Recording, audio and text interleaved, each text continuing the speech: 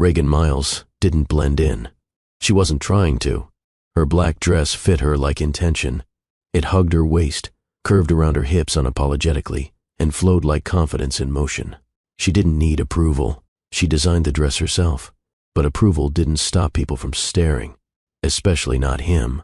Before we get into this story, I need you, yes you, my beautiful family, to hit that like button, subscribe, and drop a comment below. It helps YouTube show this video to more people who need this kind of story in their life. I worked hard to keep this story short, sweet, and straight to the point. No dragging, no fluff. Just raw emotion, lessons, and power. Now, let me take you somewhere. Tristan Vales sat at the bar, one hand curled around a bourbon glass, the other scrolling through a glowing screen. Billionaire tech founder, creator of Venture AI. The man who once sold predictive algorithms to defense contractors before pivoting to healthcare wearables. Genius, ruthless. And right now, just another man who opened his mouth without thinking. You're bold to wear that, he muttered, low, lazy, almost as if he was complimenting her drink choice instead of tearing her down. 6 words, meant to sound casual, but they didn't land casually. Reagan's breath caught for a second. No gasp, no dramatics. Just a small, sharp pause in her chest, one she'd mastered long ago, from boys in high school hallways, from boutique stylists who spoke with smiles but cut with their eyes, from white editors who'd politely rejected her designs for lacking universal appeal. She looked at Tristan, not down, not away, just at him, and when she finally spoke, her voice didn't tremble. I know, she said. Simple, lethal. Then she turned. She didn't wait for a reaction. She didn't give him one either. Instead, she walked, each step echoing on the marble floors like defiance. The dress he had dismissed? It didn't shrink. It swayed. She passed rows of high-ranking CEOs, investment moguls, and tech influencers. None of them stopped her. None of them mattered. At that moment, she wasn't shrinking. She was growing. Later that night, she sat in her Harlem apartment. No tears. No rage tweets, no breakdowns over wine. She turned on Coltrane, let the saxophone soothe her pulse. Then she opened her sketchbook. The pencil moved like muscle memory. She didn't think. She designed. Waistlines that kissed curves instead of cutting them. Seams that embraced rather than erased. Fabric that flowed over thighs the world told her to hide. And shoulders, bared, not caged. Rage wasn't the fuel. Reclamation was. She didn't text Marla to complain, didn't tell her what Tristan said. She didn't need to, because she knew. These weren't just designs, they were declarations. Across town, Tristan stood in front of a mirror in his penthouse suite.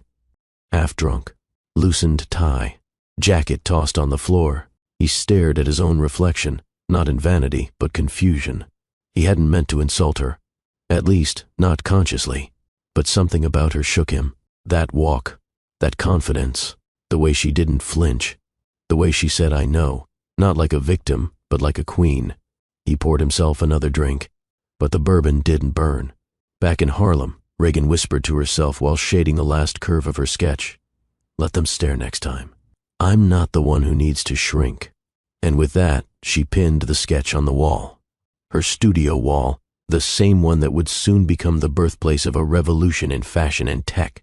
But for now, it held one thing, a dress born from disrespect, not revenge, not pity, just the quiet power of a woman reclaiming her space. Have you ever walked out of a room not with anger, but with purpose? Not to argue, but to build something that made the insult irrelevant? Drop a fire in the comments if you've ever turned pain into power. And don't forget, your likes, your comments, they're what help this story reach the ones who need to hear it. Because this is only the beginning. The next morning, Reagan's bedroom was dim, but her mind was lit like wildfire. The sketch from the night before sat on her drafting table. She hadn't changed. She hadn't edited. It was raw. It was real. And it was hers. The outline of a fitted jumpsuit, a hybrid between sleek streetwear and formal flair, stood bold and shapely. It didn't hide the hips. It hugged them. Didn't cinch the waist. It honored the curve. Reagan stared at it. Last night she'd walked away. Today she would create forward. The sewing machine hummed like a heartbeat. Reagan stood barefoot in her Harlem apartment turned studio, draping fabric over the mannequin. Cotton blend with four-way stretch. Soft matte finish with structured hold. Her hands worked with certainty. No fear, no guesswork. Every stitch was a statement. Every cut was resistance. She didn't look at inspiration boards. She didn't scroll through trends. She looked inward. She thought of girls who'd been told their bodies were too much. Of women who'd bought 2 sizes larger to feel safe in a boardroom. Of the invisible ones. And she designed for them, not as clients, as mirrors. Later that week, she brought the sample to her mentor and old college professor, Eliza Odom, a respected name in adaptive design and one of the few women in tech fashion who'd made it on her own terms. Eliza didn't say much. She never did. She turned the garment inside out, checked the stitching, ran her hand over the inseams, then looked up. "This was born from heat," she said. Reagan nodded. "Don't cool it down." In the weeks that followed, she worked non-stop. 10 pieces, 5 models, 1 mission. She called it Miles' Curve, and she refused to pitch it to brands. She wasn't going to wait for their validation. Instead, she launched a digital campaign, shot in black and white, clean backdrops, no retouching. Each model introduced themselves with a single line of truth. "My waist doesn't need to shrink for me to matter. My thighs move when I walk, and so what? I'm not made for your gaze. I'm made for my existence." The response? Immediate. Retweets, reshares, DMs flooded with orders, emails from boutique buyers and independent outlets. Textile posted a feature. "Curvewear isn't just coming, it's here." Vogue Digital did a piece on the women redefining fit in techwear, and The Root featured her in their Black Innovation Spotlight. Headlined, "Harlem designer creates fashion that thinks like the woman who wears it." Through it all, Reagan didn't brag. She didn't clap back at anyone from the gala. She didn't name-drop Tristan or reference the insult that had sparked her fire. Because this wasn't about proving him wrong. It was about finally walking in her right. One night, Marla came over with 2 bottles of wine and a tell-me-everything grin. "You've been dodging me," Marla teased. "I've been building." Marla flopped on the couch and scanned the sketches. "You really doing this?" Reagan nodded, sipping tea instead of wine. Marla narrowed her eyes. "You're glowing, you know." Reagan smirked. "I'm sleeping 4 hours a night and living on granola bars." "No," Marla said softly. "You're glowing because you're not shrinking anymore." They sat in silence for a moment, the kind that only close friends can sit in without awkwardness. Reagan broke it first. "Do you remember that gala?" Marla blinked. "Last year?" "Of course. He was there." Marla froze. "Who?" "Tristan Vale." Marla's face dropped. "Please tell me you didn't talk to that man." "I didn't need to," Reagan said. "He talked. I walked." Marla exhaled, tension leaving her body. "Good." Then Reagan smiled. "But next time, he won't be able to talk." "Why?" "Because I'll be on the stage." That same week, Reagan received an email with the subject line, "Orion Tech Summit 2024 to keynote invitation." She stared at it for nearly 5 minutes before opening it. They were offering her the opening keynote, not a panel, not a mention, the stage. And she said yes, not because she wanted revenge, because she was ready to tell the truth out loud. Back in her studio, she pinned the keynote dress sketch on the board. This one wouldn't be black. It would be white, with gold paneling down the sides, sharp, deliberate, geometric. It would carry the shape of power, and not just hers. It would honor every woman who had ever been called too much for showing up in their skin. The Orion Tech Summit had returned, but the air this year felt charged. Everything looked the same. Marble floors, diamond light fixtures, champagne towers, tech billionaires shaking hands while subtly sizing each other up. But she was different. This time, Reagan Miles wasn't clinging to the edge of a room, sipping wine behind someone else's invitation. This time she walked in through the front, flanked by 2 assistants, holding her portfolio and wearing a dress that made silence audible. Soft white matte fabric hugged her curves with gentle reverence, not restriction. Clean lines of gold carved her shape with intention. It didn't apologize. It commanded. Her hair? Curled and pinned, not carefully, but confidently, like chaos she had mastered. The crowd parted as she walked, not because of shock, because of respect. The whispers began immediately. "That's her. That's Reagan Miles. Miles' curve changed the whole fit tech market. I heard she turned down a deal with MetaWare, and at the bar, where this had all started, stood Tristan Vale. This time, he saw her, and his hand didn't lift the glass. He simply watched. Reagan didn't rush her steps. Her heels clicked with purpose. Her face remained unreadable. She looked ahead, not at him, not at anyone in particular, because she wasn't here to perform. She was here to lead. She paused briefly at the center of the room to greet the summit director, gave a warm nod to a group of young female founders, and made her way to the green room. As the doors closed behind her, Marla grinned and whispered, "You just shut down the entire startup scene with one walk." Reagan adjusted her sleeve and smiled. Good. Meanwhile, Tristan remained at the bar, frozen. The same gala, the same air, but the woman, unrecognizable and unforgettable. He didn't sip, didn't scroll. His mind kept looping her walk. A year ago, he barely noticed her leave. Now, he couldn't unsee her entrance. She didn't even look at him. And that was the most devastating part. Inside the green room, Reagan stood in front of the mirror, not checking her reflection but adjusting her breath. She wasn't nervous. She was ready. Marla handed her the microphone pack. "You sure you don't want cue cards?" Reagan shook her head. "No notes." Marla gave a slow, proud nod. "Then go burn the place down, in a good way." Moments later, the summit host's voice echoed through the ballroom speakers. "Please welcome our keynote speaker, founder of Miles Curve Studio, Forbes Tech Disruptor, and one of this year's most talked about entrepreneurs, Reagan Miles." The room erupted into applause before the curtain even parted. Tristan's hands didn't move. He wasn't clapping, not because he didn't want to, but because he couldn't. She stepped onto the stage, elegant, grounded. The spotlight caught her dress, making the gold seem molten. She adjusted the mic, and then she looked out, not just at the audience, but into them. "I was once told," she began, "that I was bold for wearing a fitted dress." Polite laughter rippled across the crowd. She paused. Let them sit with it. That wasn't a compliment. It was a warning. A reminder that my presence made people uncomfortable. Silence. Not confusion. Reflection. I'm not here tonight to comfort anyone's fragility. I'm here because I stopped waiting for rooms to accept me, and I started building my own. Applause. Louder now. She didn't smile for it. She continued.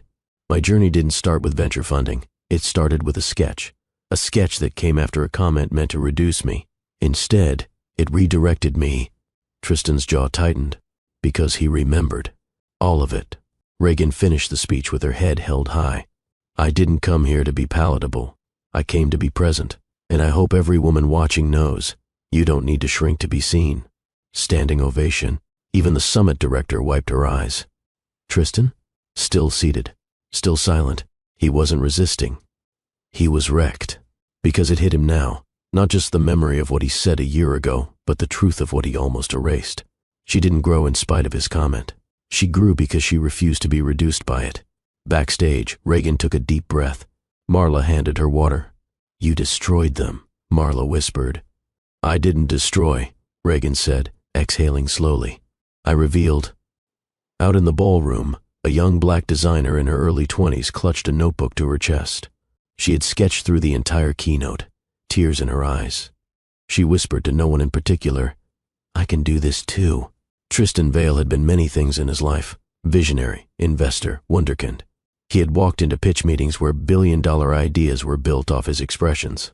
He had seen boardrooms pause at his presence. But tonight, he was invisible. Not because no one noticed him, but because someone else commanded the room. Reagan Miles. And for the first time in a long time, Tristan wasn't the focal point of attention. She was.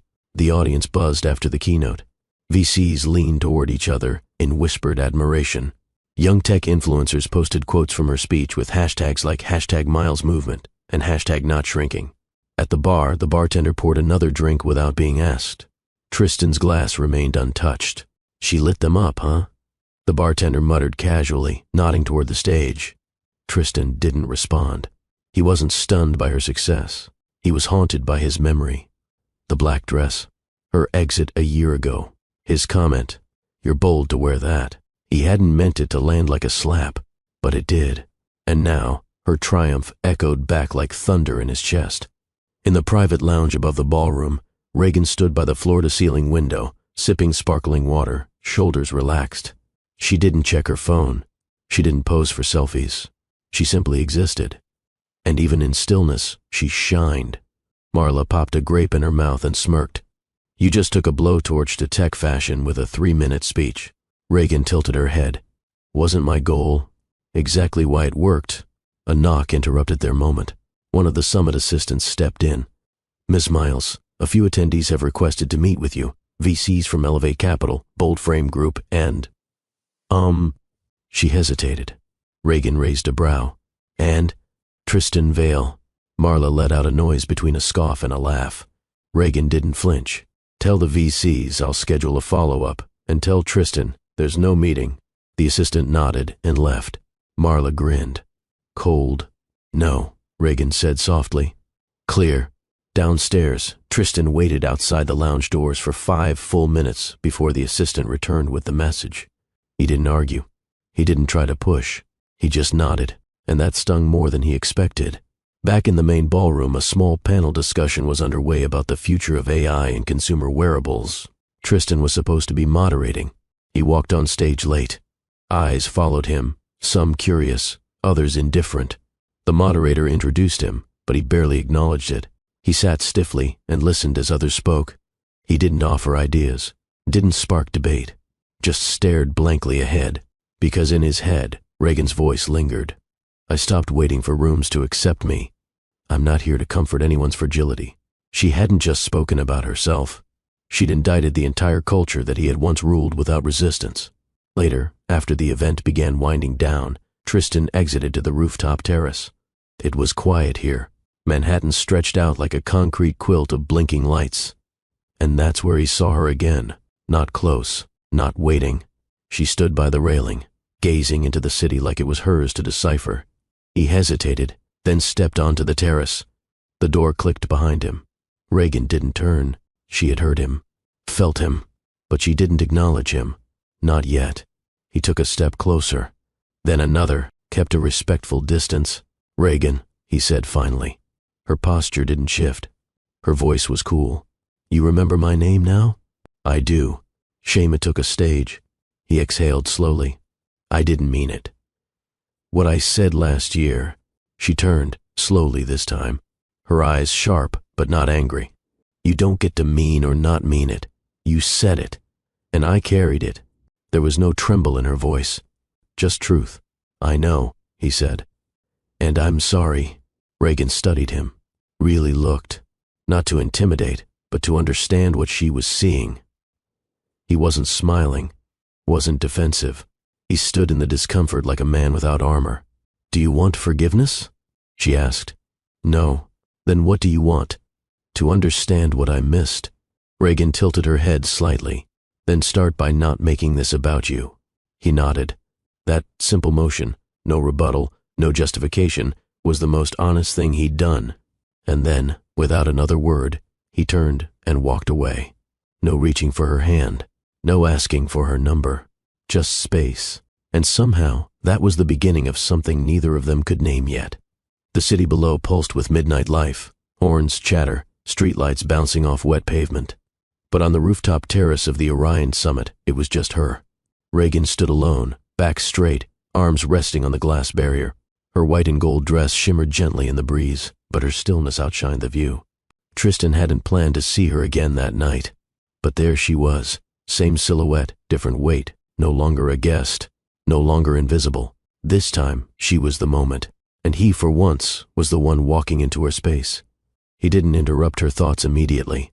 He stayed back for a moment, observing, not as a man seeking attention, but as someone trying to find the words that hadn't come a year ago. Reagan finally broke the silence, her voice calm but pointed. You followed me? Tristan stepped forward slowly. No, I needed to breathe. Didn't know you'd be here. Convenient. She didn't look at him. She didn't have to. He cleared his throat, trying again. Reagan. At that, she turned. Eyes cold. Chin tilted slightly upward. You remember my name now? She asked, not with sarcasm, but with steel. He nodded.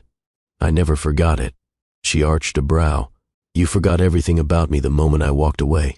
He held her gaze, refusing to flinch. You're right. Silence stretched between them again. But this time, it didn't feel empty. It felt like air charged before a storm. I shouldn't have said what I said, Tristan continued. It wasn't about you. It was me, hiding ignorance and sarcasm. That's not better. I know. Reagan stepped closer, not to close the gap, but to speak eye to eye. Do you know how many times I've been told I'm too bold, too loud, too much? He stayed quiet. Your comment wasn't new, but it came at the wrong time, from the wrong person, in the wrong room. I'm not asking for forgiveness, he said quietly. Just recognition. Of what? That I saw you. Too late, but I did. Reagan's expression didn't soften. You saw a dress, not a woman. I see the woman now. Her jaw clenched, not out of rage, but restraint. You think saying that makes this better? No, he replied. I think saying nothing would have made it worse. Reagan looked at him, truly looked. He wasn't dressed like the Tristan of last year. No expensive tux, no designer watch. Just a black button-down rolled at the sleeves, slacks, and tired eyes. Not weak, just stripped. She tilted her head. Why now? Because silence protected me last time, and I can't hide in it anymore. The wind picked up, lifting a curl from her pinned hair. Reagan crossed her arms, eyes narrowing, not out of suspicion, but calculation. You don't get points for standing here. I'm not here for points. She nodded slowly, as if confirming he wasn't lying. Then turned back to the city. You made me small, and the worst part is I let myself feel that way, for about 5 minutes. He stepped beside her, leaving distance. Then you left, he said softly. I walked, she corrected. He glanced at her. What's the difference? She looked back at him, eyes burning low. Walking away is a choice. Leaving is what people do when they've been erased. Tristan swallowed hard. I get that now. She turned away again, but her voice remained steady. What do you want, Tristan? He paused before answering. Not a second chance. That surprised her. I don't want to be forgiven or redeemed. I want to understand where I went wrong. I want to know how many other people I silenced without realizing. Reagan blinked. That wasn't what she expected. You're here to learn? He nodded. If you'll let me. She chuckled, dry but not cruel. You think that's noble? No, he replied. I think it's overdue. A long beat passed. Then she said quietly, start by not making this about you. He nodded again.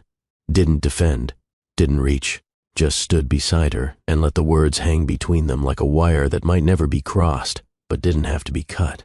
And then, slowly, she turned to walk away. He didn't follow, and somehow that made her stop. Reagan didn't expect to stop. Her heels had already pivoted toward the stairwell. Her hand was halfway to the railing, but something about how Tristan stood behind her, quiet, still, not even shifting his weight, made her pause. It wasn't surrender, it was restraint, and that made her turn back.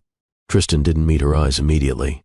He was staring down at the skyline, jaw tight, hands in his pockets.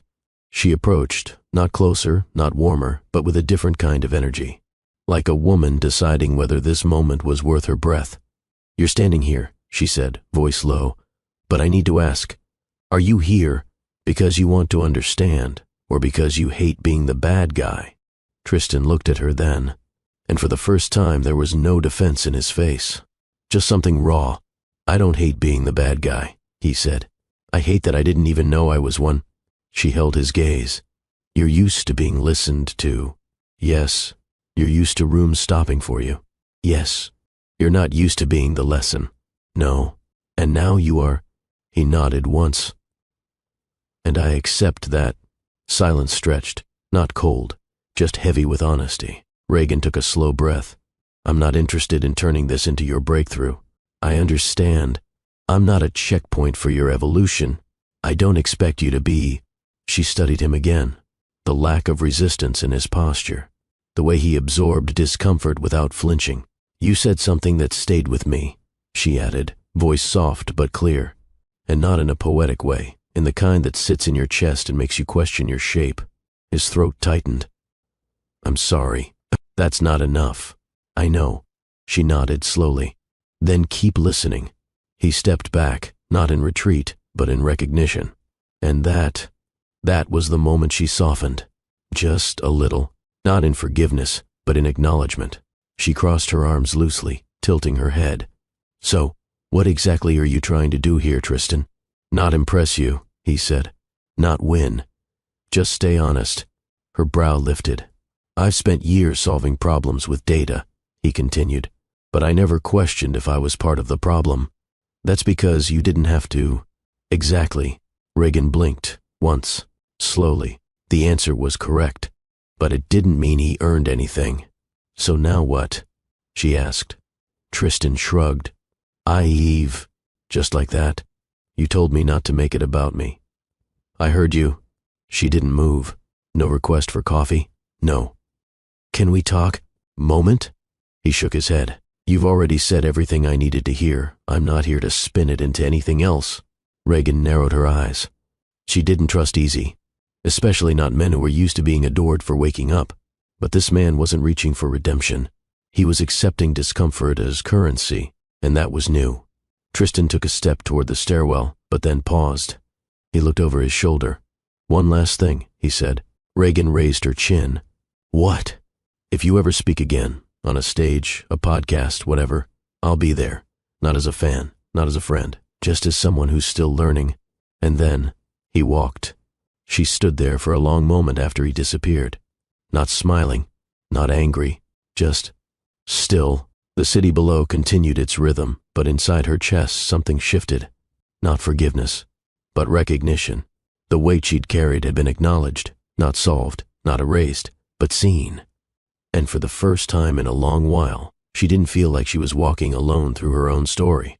She turned back to the skyline, this time with a steadier breath. Back inside, Marla found her near the elevator. "Where have you been?" "Outside," Reagan said simply. Marla studied her. "You good?" "I'm clear." Marla raised an eyebrow. "Is that better than good?" Reagan gave a quiet smile. "It's stronger." That night, Reagan went home and sat at her studio desk. She didn't sketch. She journaled. One sentence. Being seen shouldn't feel like a gift. Then she underlined it, twice. The Harlem Tech Alliance was buzzing with its usual Thursday night energy. Young creators, startup founders, and local developers packed the community auditorium. No glitz, no curated lighting, just folding chairs, passion, and a projector that always took too long to boot. Tonight's panel, The Future of Adaptive Tech in Inclusive Fashion. Reagan didn't know he'd be there, not until she stepped onto the stage, clipboard in hand, looked out past the first few rows, and saw him. Tristan Vale, back row, baseball cap pulled low, hoodie, not suit. Alone, no assistant, no tech press following, just him. And he was taking notes. She almost faltered in her introduction. Almost, but the room didn't notice. Because Reagan was still Reagan, commanding, fluid, present. She welcomed the panelists, posed questions about sensor thread design and accessible. Wearable UX nodded thoughtfully through discussions about equity in manufacturing. But between transitions, her eyes flicked to the back row. And each time, he was still there. Pen in hand, listening, not recording for social media, not trying to be seen, just present. After the event, while guests networked and organizers folded chairs, Reagan found herself alone with Marla near the side exit. Marla handed her a bottle of water and followed her gaze. "Don't say it," Reagan murmured. "I wasn't," Marla replied. "But he's been sitting back there for over an hour." Reagan took a slow sip. Not once did he look at his phone. Marla exhaled. "Okay, now I'll say it. What does he want? Maybe nothing. You don't buy it?" "I don't know yet." The next event was at an adaptive design pop-up in the Bronx. No formal invites, no public guest list, just flyers, email chains, and word of mouth. And there he was again. Back row, this time standing near the wall with a small notepad and coffee in hand. No questions asked. No eyes lingering on her. Just observation. Reagan pretended not to notice. She worked the room, met with young seamstresses, gave advice on digital, fabric tracking, and offered a short demo on flex stitch calibration. But when the event ended and the crowd began to thin, she turned to see him walking out. He didn't come over. He didn't nod. He just left. By the third event, A forum on adaptive tech funding hosted at Columbia, Reagan no longer played surprised. She saw him before she entered the building, already seated, already quiet. This time, she made the choice. After the panel, she approached, hands folded, stance casual, but her tone was anything but soft. "You stalking me?" Tristan looked up, blinked, and then shook his head once. "No." "Then, what is this?" "I'm studying." She tilted her head. "Studying what?" "Why I got it so wrong." Her breath hitched slightly. Not from flattery, from the honesty. He continued, "I'm not here for you to see me. I'm here because I want to understand how many others I failed to see." Reagan studied his face. There wasn't shame on it. There was work, real work. The kind that came from dismantling your own mirror, not just cleaning it. "I don't need you shadowing my life," she said calmly. "I'm not here for you," he repeated. "That's what people say right before they make it about them. I'll leave if you ask me." She hesitated. That was the test, and he passed it. "No," she said after a beat. "Stay. Just keep staying quiet." He nodded, and then, once again, didn't reach, didn't linger. He left. Back in her studio that night, Reagan sat at her work table, fabric sprawled around her. She thought of his face, still but open. She traced a hemline slowly. She didn't know what this was, but for the first time she didn't feel like she was being watched. She felt like someone was listening. The next time Reagan saw Tristan, it was in Harlem. Not at a panel, not in a conference room, but in the back corner of a local design lab that partnered with young adaptive fashion startups. It wasn't even open to the public, just a space where creators met weekly to test textile tech and workshop prototypes. He didn't belong there, but he wasn't pretending to. He sat on a folding chair, wearing the same muted hoodie, jeans, and sneakers. No entourage, no attention, and once again, no phone. Just a legal pad filled with messy handwriting. Reagan spotted him halfway through explaining heat-activated thread to a group of interns. She didn't pause, didn't signal, but the moment the session wrapped, she made her way toward him. He saw her coming, didn't stand, didn't smile, just waited. She folded her arms. "You're getting good at showing up. I'm trying to be better at knowing when not to speak." She gave him a look. "You're not owed a badge for that." "I'm not asking for one." Reagan studied him for a second, then asked plainly, "Why here?" Tristan tapped the side of his notepad. "Because this is where the work is being done, and I've spent too much time thinking I was the work." That made her blink, not because it was poetic, but because it was accurate. She sat down in the chair beside him, no warning, no permission asked. He looked surprised, but said nothing. "You taking notes for a blog?" she asked dryly. "No. Documentary?" "No." "Then what?" "I'm documenting for myself." She raised an eyebrow. "For what purpose?" Tristan hesitated, then turned the page. He held the notebook out to her. She took it. Read it. Lines, notes, phrases, diagrams of wearable interfaces next to captions like, Reagan said, "Design shouldn't correct bodies. It should celebrate them." Reminder, language shapes reaction. Bold isn't neutral. Stop using inclusive like a selling point. Her hand lowered. "I'm not trying to steal your work," he added. "I'm trying to understand how much of the industry I helped build has excluded people like you, and how much of that was silent approval on my part."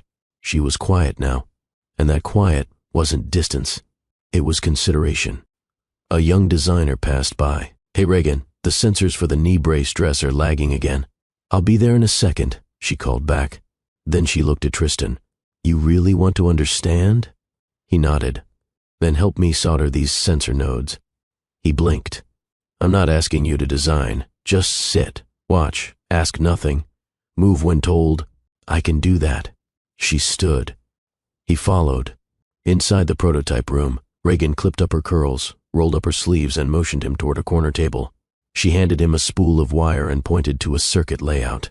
"You mess this up, you burn the entire lining." He gave a slight smirk. No pressure, no applause either. She turned back to the table. The two of them worked side by side in near silence. She calibrated. He stripped wire. She attached the sensor. He passed her the heat gun. And slowly something shifted, not in the air, but in the rhythm. They weren't opponents. They weren't symbols. They were two people doing the kind of quiet labor most headlines would never celebrate. And that, strangely, felt like progress.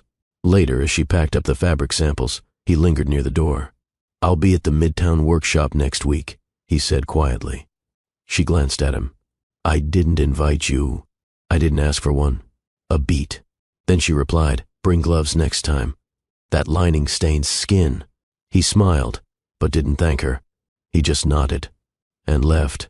Reagan exhaled, not out of relief, but out of release. For once, she didn't feel like someone was trying to break her down or build her up. Just meet her where she already stood. Soho was wet with mist, not enough to open umbrellas, but just enough to cling to your skin and curl the ends of your hair. Reagan didn't mind it. She walked with her hands in her coat pockets, dress pants brushing, just above her ankles, kitten heels clicking softly on the pavement. Beside her, Tristan matched her pace. Not too close, not trying to lead, just walking, like he'd learned the rhythm of walking with her, not ahead of her.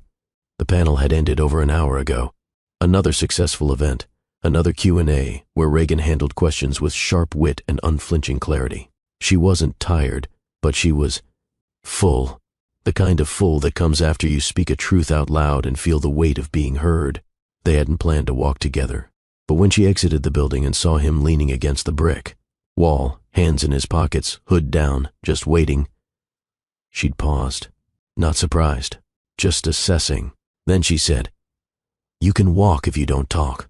He nodded. And here they were. Tristan glanced sideways.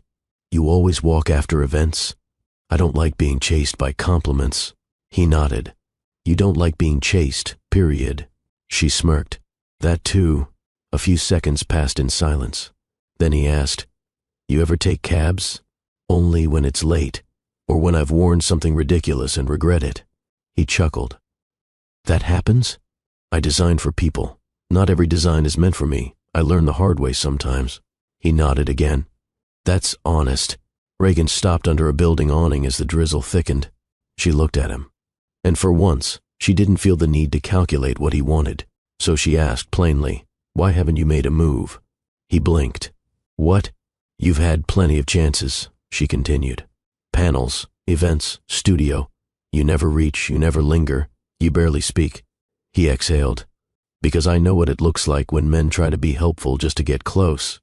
She didn't speak. Let him continue. "I don't want to be a storyline in your arc. I just want to be here. Without needing to take anything. That made her chest shift.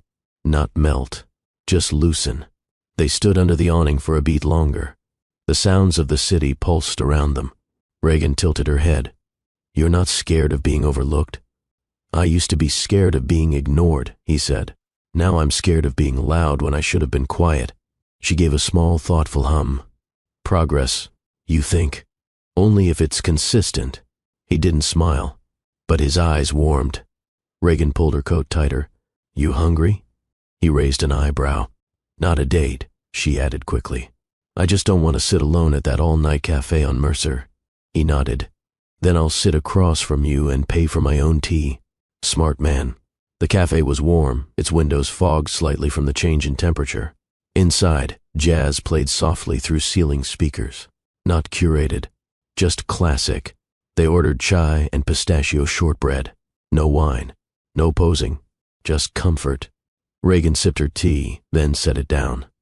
"I used to think presence was dangerous," she said quietly. "Like if someone stayed long enough, they'd see something wrong with me." Tristan didn't interrupt.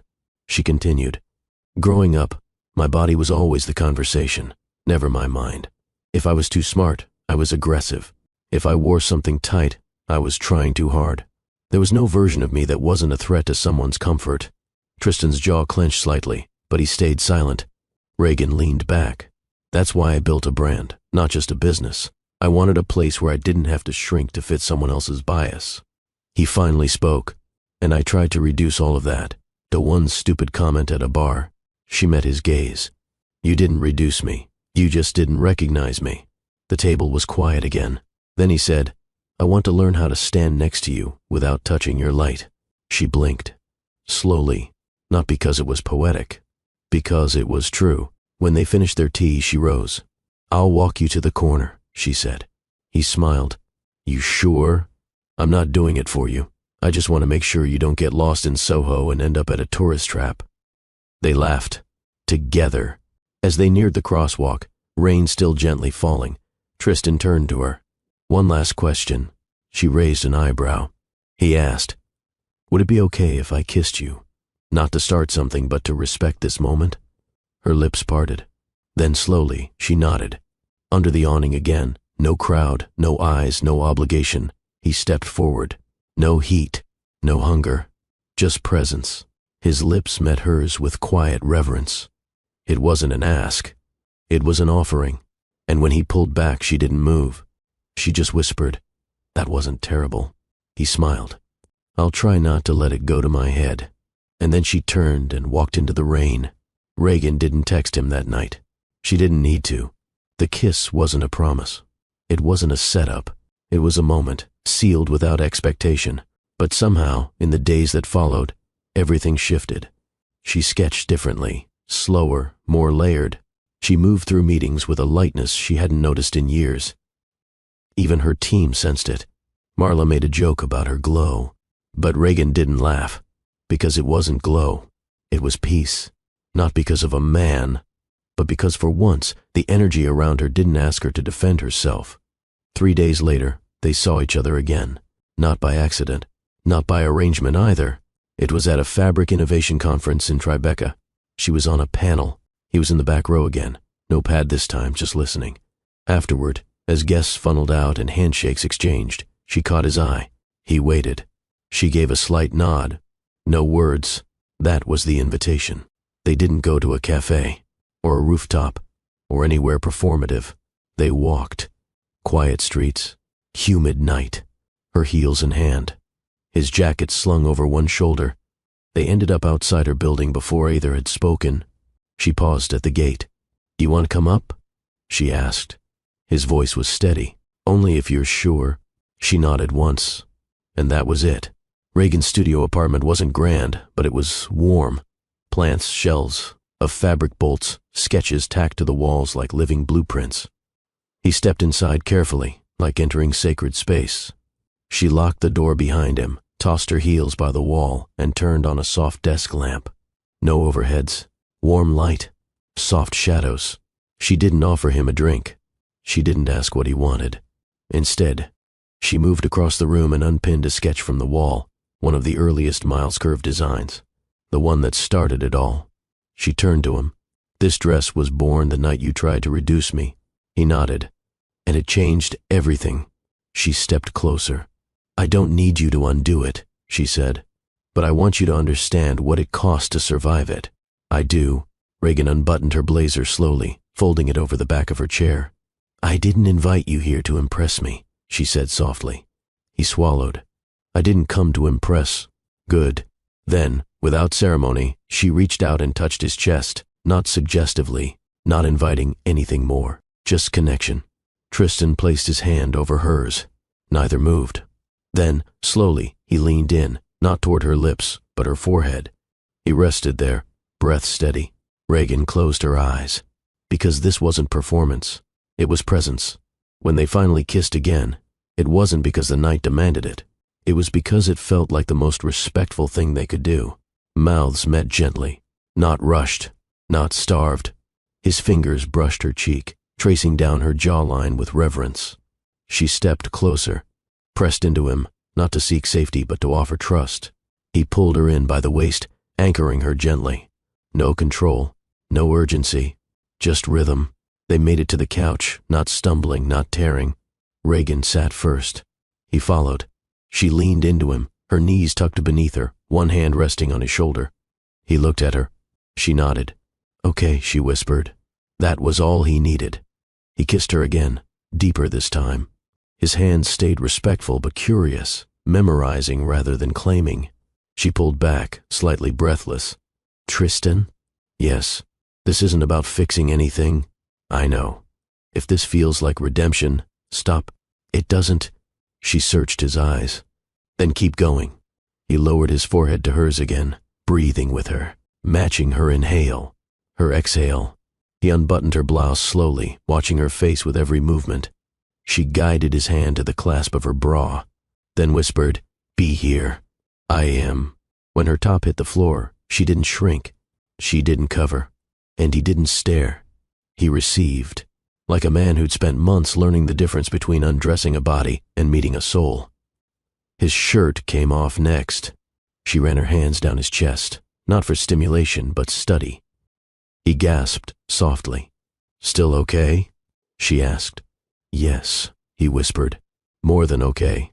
Their bodies moved slowly, intentionally. Reagan climbed into his lap, guiding his hands around her waist. "I don't need a performance," she murmured. He looked up. "You never did." She kissed him again, this time with weight. And when they finally gave in to full touch, it was less like surrender and more like alignment. They didn't rush, didn't strain. No dominance, no pressure, only devotion. And when it was over, they didn't speak for a long time. She rested her head on his chest. His hand traced slow circles on her back. Their breath synced again, 2 heartbeats choosing peace. Finally, she whispered, "This doesn't fix the past." Tristan kissed the top of her head. "I don't want to fix the past," he replied. "I want to build something that doesn't repeat it." Monday morning came early, but Reagan was already at her studio before sunrise. Coffee, jazz, a dozen bolts of fabric waiting to be sorted. Her calendar was full, product deadlines, investor follow-ups, and fittings. But her mood? Focused, grounded, unshaken. The night with Tristan hadn't thrown her off balance. If anything, it made her more herself, not because of what they shared, but because of what he hadn't taken. By 9 a.m., her small team arrived, 3 designers, 2 interns, and her operations lead. The space buzzed with the usual startup chaos, swatches flying, sewing, machines humming, laptops propped up with charger cords everywhere. Then, around 10:30, the door opened, and in walked Tristan. No announcement, no grand entrance, just a man holding 2 boxes of folded fabric and a quiet nod. One of the interns blinked. "Is that?" Reagan raised a hand. "Yep." She didn't explain. Didn't need to. She met his eyes once, gave a slight tilt of the chin, then pointed to an open table near the back. "Fold, sort, no talking." "Yes, ma'am," he replied. For the next 2 hours, he did exactly that. Folded fabric, sorted by color and material, measured twice before labeling, didn't interrupt, didn't ask questions, didn't try to stand out. He followed the flow of the room like he belonged there, even though everyone knew he didn't. And still, it worked, because he respected the rhythm. Marla arrived at noon, arms full of lunch bags and eyes full of suspicion. She spotted him immediately. "Oh, he's here now?" Reagan didn't look up from her cutting mat. "She's helping." "With what?" "Brooding in the corner?" "Folding, sorting." "Staying quiet." Marla crossed her arms. "Is this a new internship program?" Reagan finally looked up. "Marla." Her friend raised a brow. "Yeah?" "He's not here to prove anything." Marla stared at her for a long second, then turned her gaze toward Tristan, who was now carefully wrapping silk into tissue paper. "Good," she said, "because I don't want to have to break anything expensive." Reagan smiled. "I know." By mid-afternoon, the mood had shifted. Tristan was still folding.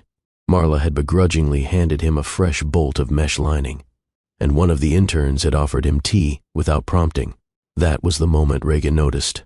He wasn't performing humility, he was living it. Later, as she reviewed fabric cost reports at her desk, Tristan quietly approached. She looked up. "Break time?" she asked. "Only if I've earned it. You didn't cry when Marla handed you that bolt. That's worth a few minutes." He chuckled and leaned on the table. "I wanted to ask you something," he said. She motioned for him to sit. He pulled up a stool. "When you started this," he asked, "did you ever imagine this room, these people?" Reagan looked around, at the threads scattered across tables, at her team laughing over misprints, at Marla pretending not to be watching them. "No," she said honestly. "I imagined doing everything alone." "Why?" "Because I didn't think I could trust anyone to carry the weight of my vision." He nodded. "And now?" She turned her eyes back to him. "I still don't trust easily," she said, "but I've learned to let people walk beside me, As long as they don't try to steer. He looked down at his hands, calloused now from 2 days of folding and taping. I'm not here to steer, he said. I'm just trying to be part of the journey. Reagan reached out and ran a thumb across one of his fingers. You're on the road, she said. Stay in your lane, and we'll see. That night, when the team packed up and headed out, Tristan lingered. He didn't ask to stay. Reagan simply said, lock the back door when you leave. And that was the most trust she'd extended to anyone in years. She didn't invite him to her apartment again that night. She didn't need to, because what they were building wasn't made of urgency. It was made of presence. And presence, when handled with care, becomes the strongest kind of foundation. Sometimes trust isn't earned through declarations. It's earned through quiet repetition. If you've ever watched someone earn their place in your space, not by force, but by consistency, drop a comment that says showed up, stayed, and don't forget to subscribe, share, comment your thought, and hit like button if you believe. That respect begins when someone walks into your world without trying to rearrange it. Because next, it won't be about folding fabric.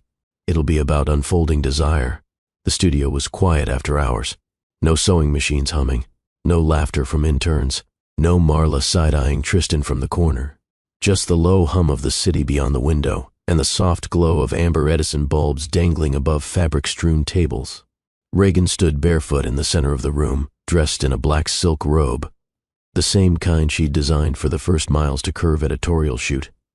It hugged her like memory, soft, sharp, and honest. She didn't pace. She didn't prep. She waited, because she'd asked him to stay, and he had. Tristan emerged from the back room slowly. No suit, no curated appearance, just a soft gray t-shirt and black jeans, vulnerable in its simplicity. He looked around the space, then at her. His voice, low. Is this okay? She nodded once. Yes. A pause. I didn't come here to finish anything, he said. I didn't ask you to. Another beat. I'm here if you want to be touched like you matter, he said quietly. That made her breathe, not in surprise, but in relief. She stepped toward him, the soft rustle of fabric the only sound in the room. When she reached him, she didn't kiss him. She placed his hand on her waist and whispered, touch me, but don't make me feel like an assignment. His eyes never left hers. I won't. His hands moved slowly, like he was afraid of rushing, afraid of shattering the permission she was offering. She leaned into him, not because she needed to be held, but because he chose it. He didn't grip her. He met her, palms at her sides, fingers grazing fabric, not peeling it away. She slipped her robe open.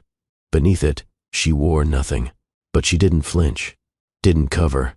She stood fully in the light, hips, stomach, thighs, and he didn't react with hunger. He reacted with awe, like her body was not to be possessed, but understood.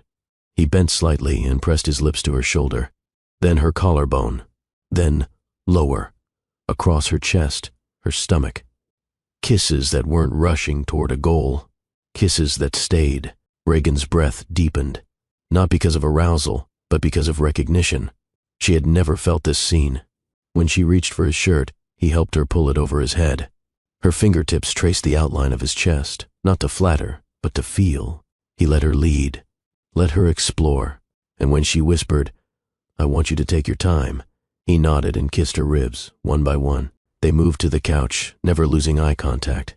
She straddled him, her knees on either side of his thighs. Her hands rested on his shoulders.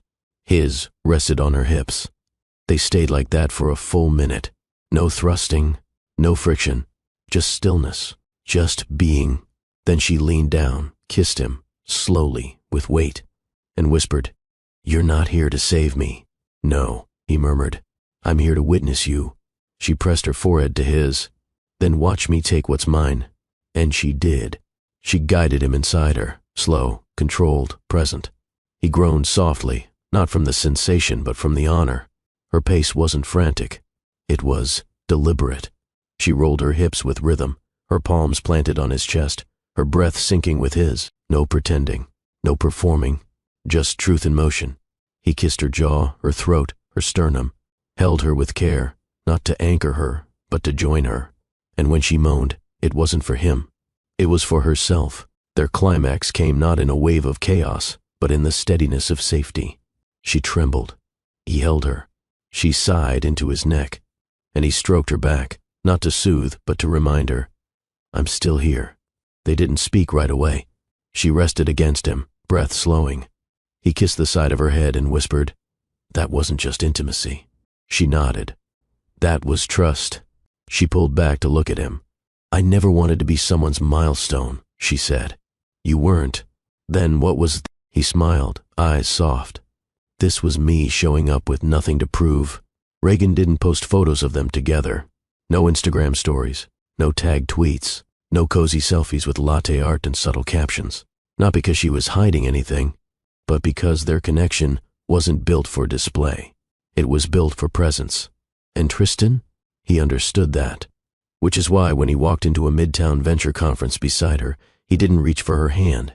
He walked beside her, 2 steps behind when she needed space, 2 steps forward when she needed support, but never in her way.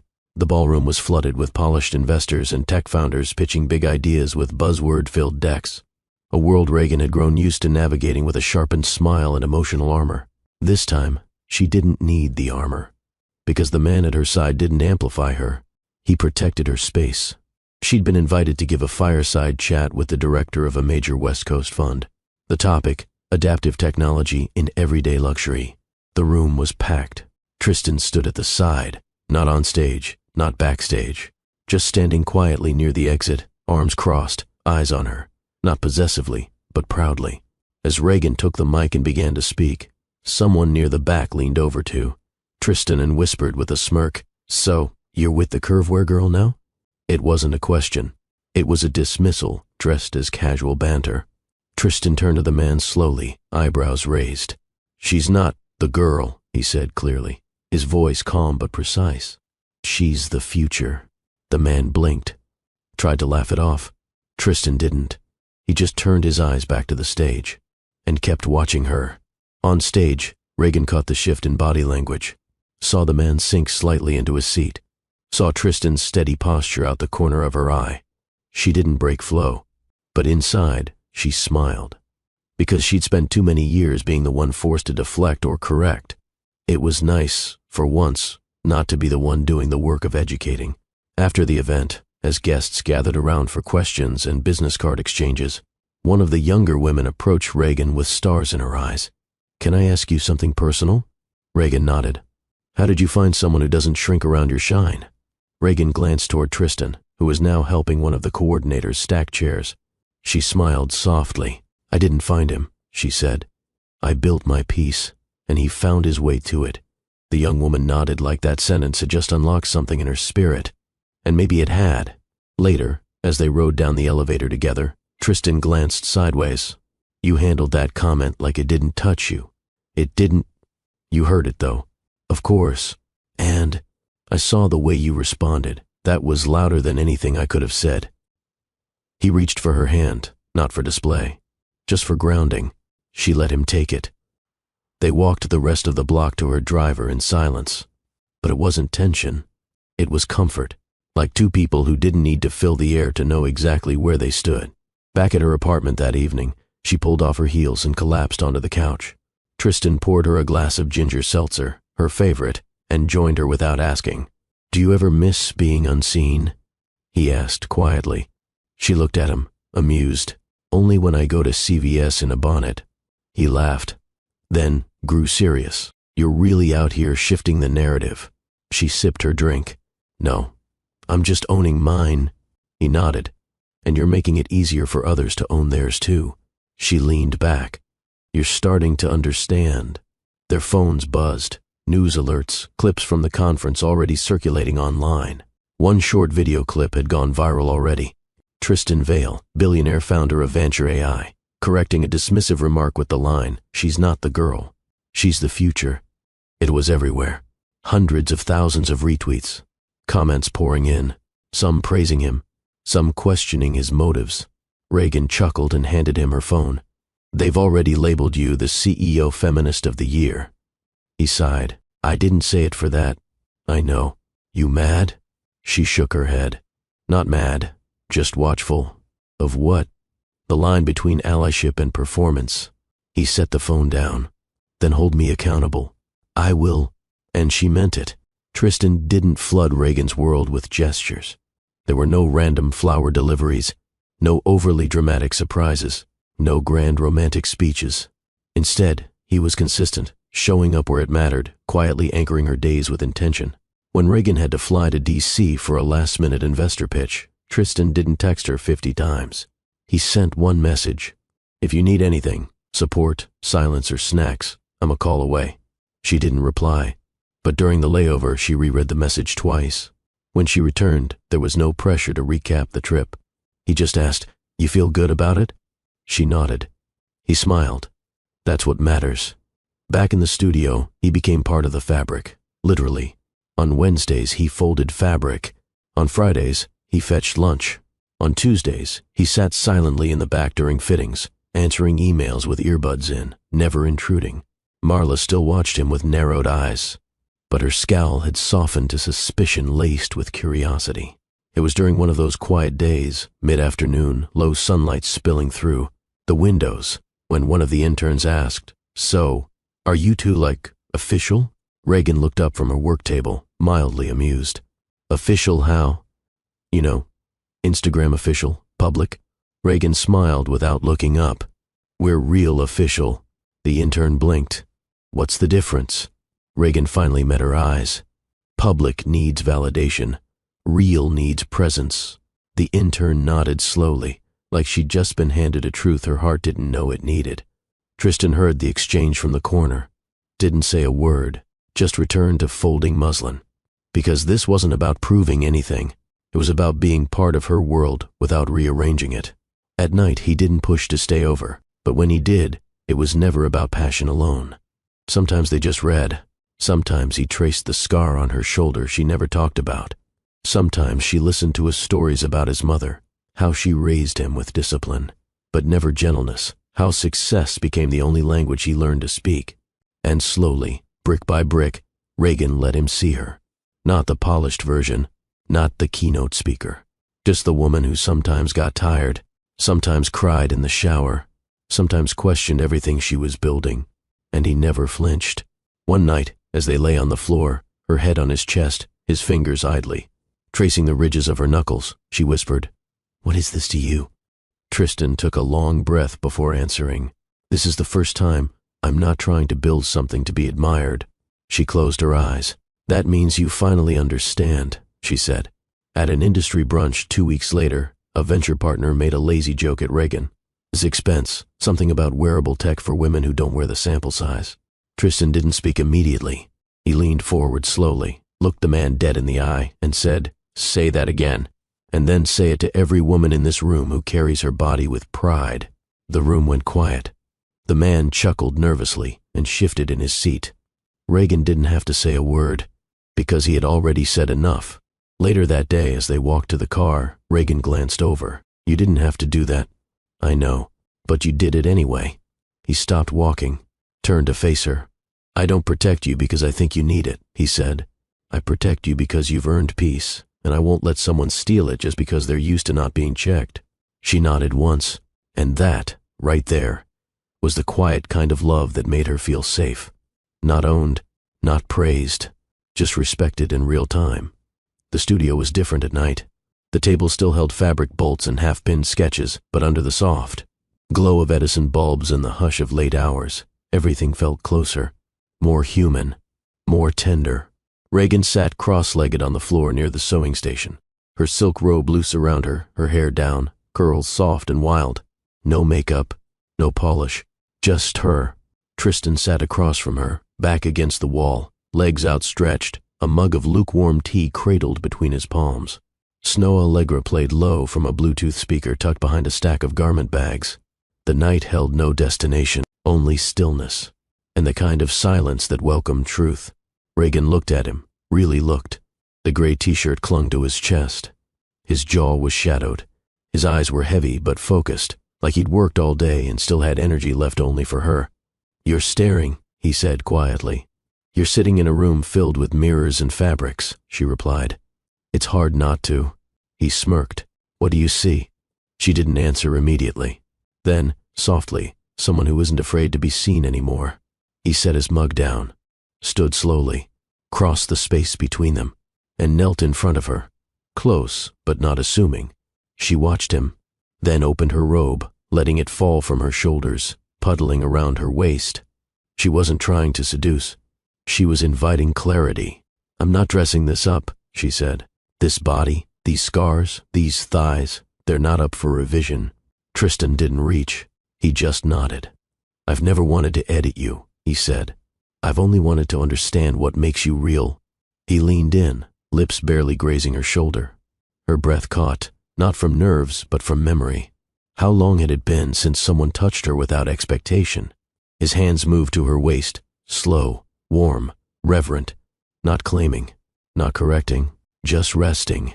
She reached for the hem of his shirt and lifted it over his head, ran her hands down his chest, his ribs, his lower back, not searching, just learning. When he kissed her, on her sternum, the curve of her breast, the soft skin at her side, it wasn't a countdown to anything. It was a catalog of care. She stood, let the robe fall away completely, then stepped back, standing bare before him. He rose slowly, eyes steady. No hunger, no hesitation, just awe. "I'm more than okay," she whispered. "I'm mine, and you're in my space, and I'm honored." She stepped forward, placed his hands at her sides. "Touch me," she said, "but like I'm a story you're reading for the first time." His fingertips brushed her thighs, her stomach, her hips. He kissed the inside of her wrist, the slope of her neck, the dip of her lower back. She shivered, not from chill, but from being met without shrinking. They lay down on the rug. She climbed over him, guiding his hands once more, not to take, to trace. Their bodies moved in tandem, soft hips, open palms, mouths grazing without force. He whispered her name like punctuation, and she responded with breathless affirmation. "Yes, right there." Like that. She didn't hide her sounds. She didn't stifle her weight. She let herself be held, fully, and he never broke rhythm, never shifted into performance, only mirrored her. When she came, it wasn't an eruption. It was a slow wave that carried her forward, then back into his arms. He held her, face buried in her neck, his own release quiet, grounded. They stayed tangled. No words, just skin against skin, sweat cooling slowly between them, heartbeats sinking again. Later, she traced the line of his jaw with one finger. "Why don't you ever rush?" "Because nothing this sacred," he said, "should ever be handled like it's disposable." She smiled, not wide, just deep, because finally, someone had touched her like her body was not a burden, but a home. The soft hum of the city outside faded to a distant rhythm. Inside the studio, the floor beneath them held more than their bodies. It held history. Hers, his, the kind they'd never fully put into words but had started to rewrite together. Regan lay curled against Tristan, one leg draped over his, her fingers slowly tracing invisible lines across his chest. Neither of them rushed to speak. There was no performance in their silence, just permission. She lifted her head, eyes steady on his. "Do you know how many years I spent hiding during moments like this?" He brushed a curl away from her cheek. "Tell me." She sat up slightly, resting her hand on his stomach. "For a long time, intimacy felt like a transaction, like I was offering something just to be held, not for who I was, but for how well I fit someone else's craving." His hand reached up, gently resting on the back of her neck. Not to pull her in, just to remind her, "I'm here." She continued. "I used to keep a shirt on, dim the lights, position my body so that no one could see the parts I wasn't ready to name out loud." "And now?" he asked. She exhaled. "Now I'm not covering anything. Not my stretch marks, not my softness, not my strength." He kissed her shoulder. "You never had to." Tristan sat up, letting the blanket fall slightly from his back. Regan reached for it, but he stopped her. "Don't hide me either," he said. She raised an eyebrow. "You hide?" He nodded. "People see the title, the money, the name. They don't see the mess, the pressure, the man underneath all the expectations." She shifted closer. "Then show me." He pulled her hand to his chest, held it there, let her feel the tension under the skin, the breath that caught when he let go of his own shields. I've never let anyone hold this version of me, he whispered. Reagan leaned forward. Then let's not wear masks for each other. They kissed again. But this time it wasn't a spark. It was a flame, steady, slow burning, not out to impress, but to warm. She moved over him with grace, not choreography. He followed her lead. And when they connected again, it wasn't about reaching a peak. It was about staying present. Her hips rolled with intention. His hands explored without rush. They locked eyes, breaths sinking, mouths parting only for gasps, not from urgency, but from recognition. He whispered her name, and she smiled into the sound. She said his like a prayer, not for saving, but for anchoring. When they both found release, it wasn't a climax. It was a settling, a shared exhale that said, This is what it feels like when nobody's performing. They lay in silence, wrapped in a single blanket, skin slick with sweat, hearts loud in the quiet. She pressed her cheek against his chest. Do you feel it? He nodded. All of it. The Edison bulbs above cast soft halos over their skin. There was no shame in how they moved now. No panic in the afterglow. Just truth. Later, Tristan traced a finger down the curve of her thigh. You're the most honest thing I've ever touched, he murmured. She looked at him. Because I finally stopped apologizing for existing, and I stopped needing to be impressive to feel worthy. She nodded. No more masks. No more edits, he added. They laughed. Soft, breathless, easy. Because it felt good to be whole in front of someone who didn't ask you to explain your softness or decorate your strength. At some point, they fell asleep on the studio floor. No pillow, no perfect angles, just trust. The next morning, Reagan woke first. Tristan's arm was draped across her waist, his mouth slightly open in the most unguarded, unpolished expression she'd ever seen. And she smiled, because there was nothing performative about this. No status, no strategy, just two people finally resting without armor. The emails came faster than Reagan could read them. Podcast feature request, NPR. Cover inquiry, Vogue Digital. Exclusive, Fashion plus Tech Spotlight, Fast Company. The video of Tristan's now viral remark, she's not the girl, she's the future, had spilled into mainstream channels, pulling Reagan into the center of an attention storm she hadn't invited. Every outlet wanted a soundbite. Every headline wanted the image, not of her brand, not of her designs, but of the couple, of her and Tristan, together, on display. Her publicist texted twice, This is a moment, we need to capitalize. Reagan typed, then deleted. Because she wasn't built to be capitalized. Not this way. That evening, she sat in her studio with the lights dimmed, phone face down. Tristan entered with dinner, takeout from her favorite Caribbean spot in Brooklyn.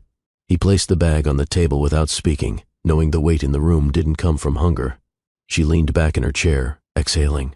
They want a profile, she said. Of us. Together. He didn't move. And I said no. He walked to her, hands in his pockets, then nodded. Good. She blinked. You're not upset? I'm relieved. That stopped her. He sat across from her. I didn't show up to be paraded, he said. I'm not here for the optics. If being next to you means being background to your mission, then that's exactly where I want to be. Her jaw clenched slightly, out of emotion, not frustration. You mean that? I mean every word. They ate in silence for a while, the kind of quiet that didn't need apologies. Then she said, There's this idea people have, that when a woman succeeds, someone had to prop her up. Tristan leaned forward. You didn't need propping. She raised an eyebrow. No, but they'll write the story like I did. He nodded slowly. Then let them, he said. While you keep writing the one that matters. A few days later, Reagan was invited to speak on a national panel, Disruptors in Design. She accepted. Alone. No +1. No shared spotlight. Just her. As she walked onto the stage, the audience erupted in applause. Not because she was with someone, but because she stood in her own name. She talked about adaptive design, about how tech can't change the world if it refuses to dress the world it claims to serve, about how her team at Miles Curve wasn't chasing perfection, they were chasing presence. Meanwhile, Tristan watched from backstage, arms folded, heart full, not with pride in her, that had always been there, but pride in himself, for knowing when not to center himself. For once in his life, his silence was the most powerful contribution he could make. After the panel, reporters still tried to pull her into relationship chatter. She smiled politely, but her answers remained focused. She wasn't going to water down a movement for the sake of a headline. That night, back in her apartment, Reagan curled into the corner of the couch while Tristan massaged her feet. "You're too good at this," she murmured. He grinned. "I Googled reflexology last week." She raised an eyebrow. "Just trying to be useful," he added. "You are," she whispered. "But not because of that." "Then why?" "Because you let me take up space without trying to stand inside it." Later, her phone buzzed with a notification. She glanced, paused, then passed it to him. A trending tweet. He's not the reason she's thriving. He's the proof she didn't need one. Tristan handed it back. "Accurate." She chuckled. "You're really okay with not being seen?" He leaned in and kissed her temple. "I see you. That's enough for me." Reagan hadn't slept, not because she was anxious, but because she knew the time had come for a conversation that couldn't be put off any longer. Marla, her grandmother, her lighthouse, had been silent throughout the headlines. No congratulatory text, no subtle "I saw the news, baby." Nothing. That morning, Reagan booked a ticket and flew home to Baltimore. No entourage, no Tristan, just her suitcase, and a heart full of questions. Marla opened the door like she always did, hand on hip, eyes inspecting. "You lost weight," she muttered. "You ain't eating right in that New York." Reagan stepped into the house, smiling. "Nice to see you too, Ma." The house hadn't changed. Same sunflower tablecloth. Same plastic-wrapped couch nobody was allowed to sit on. Same scent of cinnamon and eucalyptus lingering in the air. Marla poured tea without asking and sat. Reagan sat across from her, legs crossed, heart pacing. "Go on," Marla said, without lifting her gaze. "Go on what?" "You didn't come here for tea." Reagan laughed, but it didn't hold. "I'm dating someone. I saw Keys. I know who he is." Marla took a sip of tea. Reagan braced. "I know he owns the company.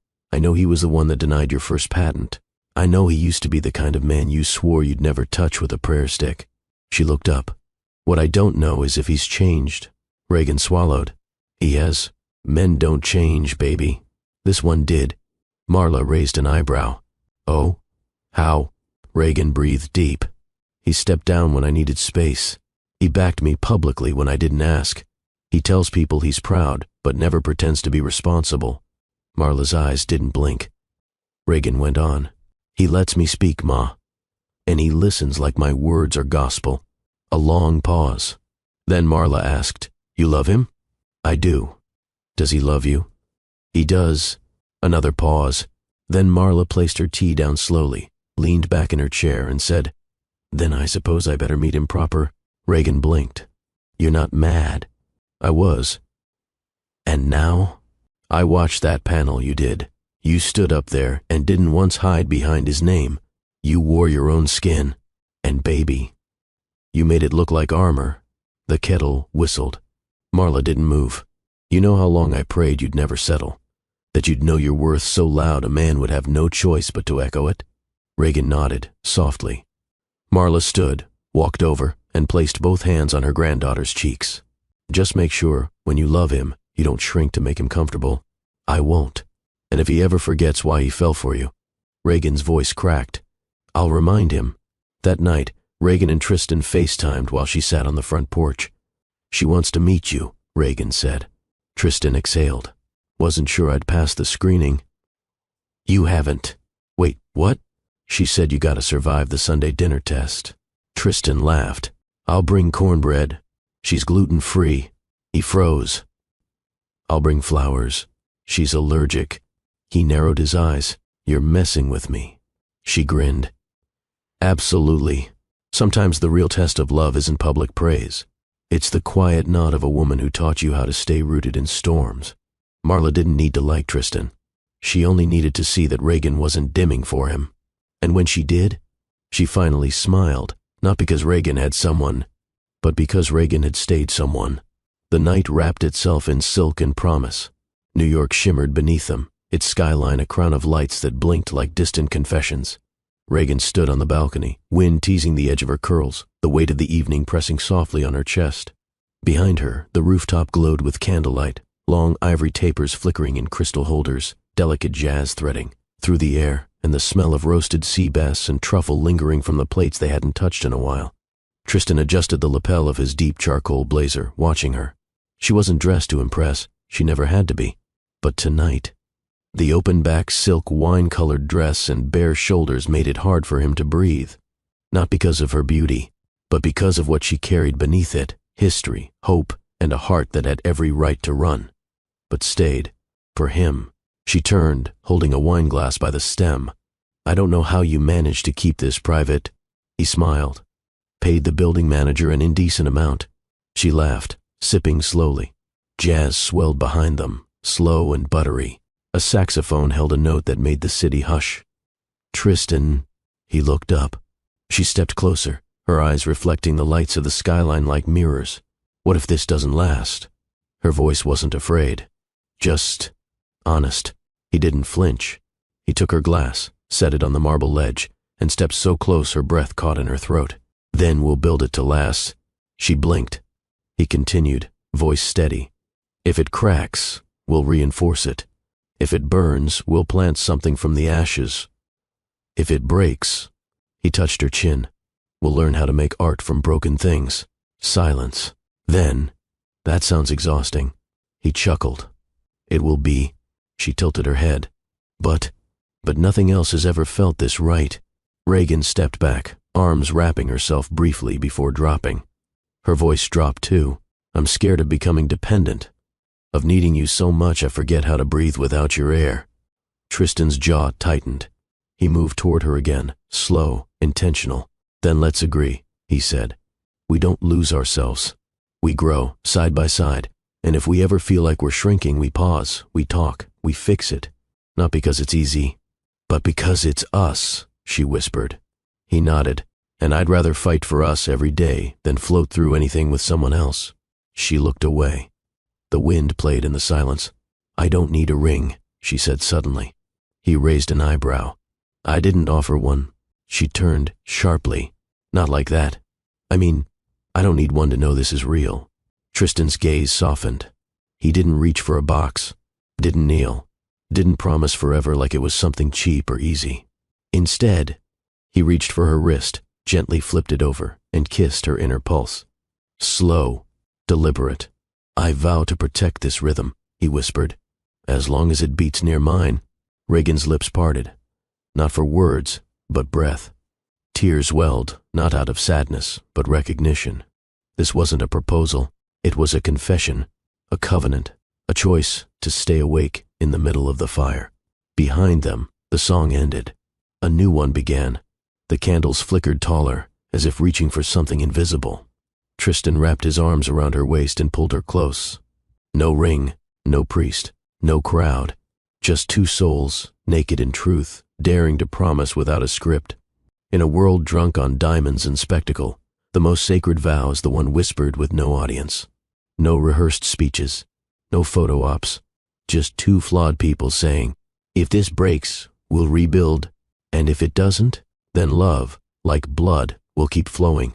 The final course had been cleared, but neither of them had touched it.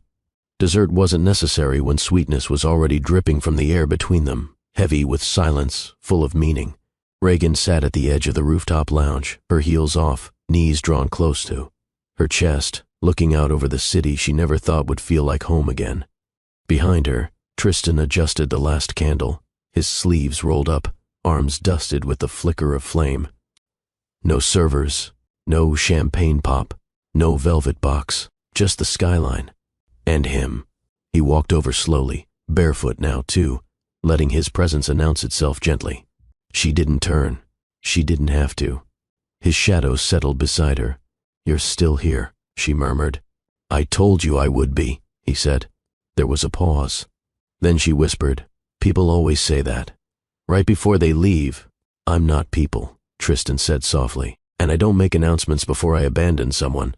I make promises when I intend to stay." Reagan turned. "Promises are easy to make, Tristan. Harder to keep." He knelt beside her, not on one knee in proposal, but both knees. Equal, level, like a man coming to meet his match where she stood, not where he wanted her to be. "I'm not offering you a fairy tale," he said. And I'm not promising forever because it sounds poetic. He reached for her hand, thumb grazing the inside of her palm. I'm promising something real. She studied him. The line of his jaw, the tension in his shoulders, the unhidden hope in his eyes. He wasn't hiding anymore. He was letting her see the man who had built a tech empire but didn't know how to rebuild a heart until she handed him the blueprints of her own. No ring, she teased. Tristan chuckled. You said you didn't need one. I don't, she said, eyes suddenly glistening. But I need you to mean this. He nodded. Then he said the words that stopped time. Your existence isn't a favor, it's a fact. The wind paused. The candles didn't dare flicker, and Reagan's breath caught like something sacred. He continued, loving you isn't a reward for your patience. It's not a thank you for enduring me. You're not a second chance I'm trying to earn. You're the only story I was ever meant to finish writing. Reagan placed her hand over his.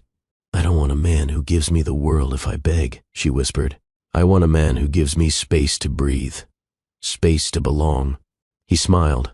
Then let's stop pretending like love is something we need to perform. This time, he said, voice steady. We stay. She looked down at their hands, then back at him. No running? She asked. No hiding, he answered. No ultimatums? Only one, he said. That we fight for each other, not against each other. Reagan laughed. It wasn't a forced laugh. It was the kind that came from deep in the chest, unfiltered, feminine, full of freedom. And Tristan laughed too. Suddenly, a small, sleepy voice interrupted their moment. Are you guys done talking now? They both turned. And there she stood, Ruth, wrapped in a hotel robe 2 sizes too big, rubbing her eyes, clutching her stuffed bunny. I smelled chocolate. Reagan laughed louder now, reaching for her daughter. I told you she'd find dessert on her own, Tristan said, shaking his head. She's a tracker, Reagan joked, pulling Ruth onto her lap. Tristan sat beside them, arms wrapping around them both. 3 bodies, 1 rhythm, no contracts, no stage, no ring, just skin and soul. Above them, the skyline blinked like it was trying to compete with their glow, but failed, because nothing could outshine what had just been spoken, not out loud, but deep into the fabric of their lives. Some proposals come with diamonds, others come with truth. Some vows are made before a crowd, others are whispered on rooftops, barefoot, breathless, and finally whole. Comment, seen. If you believe love should never come with conditions, and if you believe that staying is sometimes louder than leaving, share, like, and subscribe. Let someone out there know that love doesn't need to be perfect to be permanent.